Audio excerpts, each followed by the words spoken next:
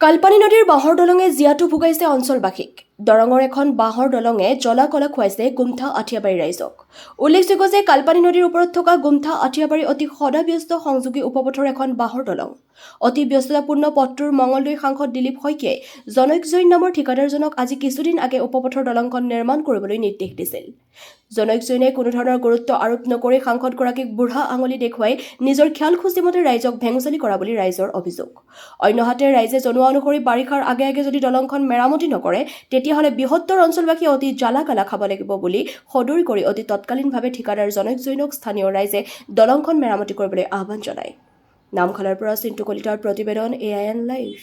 কি জানো এই আমাৰ গুমঠা আঠিয়াবাৰী চাহগাঁও পথৰ যিটো কালপানী নদীৰ ওপৰৰ দলংখন এতিয়া আজি 1.5 বছৰ ধৰি কাম চলি আছে। এতিয়ালৈকে কামৰ কোনো আগবাঢ়া নাই।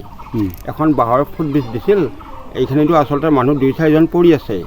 দিলীপ শইকীয়া মহোদয়ে কৰিছিল কি দলংখন কাঠৰ দলংখন অলপ সৰুকৈ বনাই দিম, এতিয়ালৈকে আমি একো সঁহাৰি পোৱা নাই। আৰু ইতিমধ্যে আমাৰ যিটো 10 বছৰীয়া ল'ৰা এটা মই এইবাৰ খৰাবাৰী স্কুলত নাম লগাই দিছোঁ। এতিয়া আমাৰ যাতায়াতৰ কাৰণে বহুত অসুবিধা হৈ আছে। এতিয়া আমাৰ ওচৰত যাব পৰা ৰাস্তাও নাই। এতিয়া যাতে মহোদয়ে ৰাস্তাটো ৰাইজৰ সুবিধা কৰি কম দিনৰ ভিতৰত দিলে আমাৰ অলপ সুবিধা হ'ব। বাৰিষা আহিলে এতিয়াতো আমি এতিয়া চিন্তাত পৰিছোঁ মানুহখিনি। ইফালে চাহগাঁও হাইস্কুলৰ মাষ্টৰখিনিও আমাৰ ইফালেদি অহা যোৱা কৰে, খৰাবাৰী স্কুলৰ মাষ্টৰখিনিও আমাৰ ইফালেদি অহা যোৱা কৰে। কিন্তু আমাৰ যাতায়াতৰ ব্যৱস্থাটো অতি অসুবিধা। এইটো অতি ব্যস্ত পথ। অতি ব্যস্ত পথ। এতিয়া আমাৰ উপায় নহৈছে। এতিয়া মহোদয়ে যাতে আমাক দলংখন কম দিনৰ ভিতৰত দি ৰাইজৰ যাতে উপকাৰটো কৰে যেন। আৰু বিধায়ক মহোদয় ইয়াত আহিছিল নে নাই? বিধায়ক মহোদয় আহিছিল, পৰমানন্দ ৰাজবংশী আহিছিল আৰু তেওঁ কৈছিল আৰু আশা কৰিছিল কম দিনৰ ভিতৰত দলংখন হ'ব। আমি সেইটোকে চালোঁ, কিন্তু 1.5 বছৰ ধৰি আজিলৈকে একো কামৰে আগবাঢ়া নাই।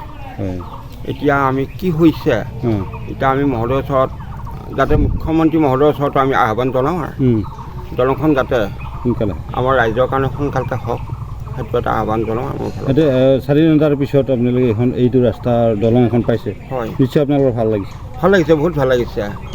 হয়, দলংখনৰ এইটো সময়ত মানে আপোনাৰ সুবিধাখিনি হোৱা নাই কাৰণে সেইকাৰণে আমাৰ মনটো বহুত বেয়া লাগিছে। প্ৰথমতে বহুত ভাল লাগিছিল দলংখন হ'বৰ কাৰণে, কিন্তু এতিয়ালৈকে আমাৰ দলংখনৰ একো সুবিধা হোৱা নাই, আগবঢ়া নাই। ঠিক আছে। যিকোনো খবৰ আৰু বিজ্ঞাপনৰ বাবে যোগাযোগ কৰক 7896121996 লগতে 7002537271।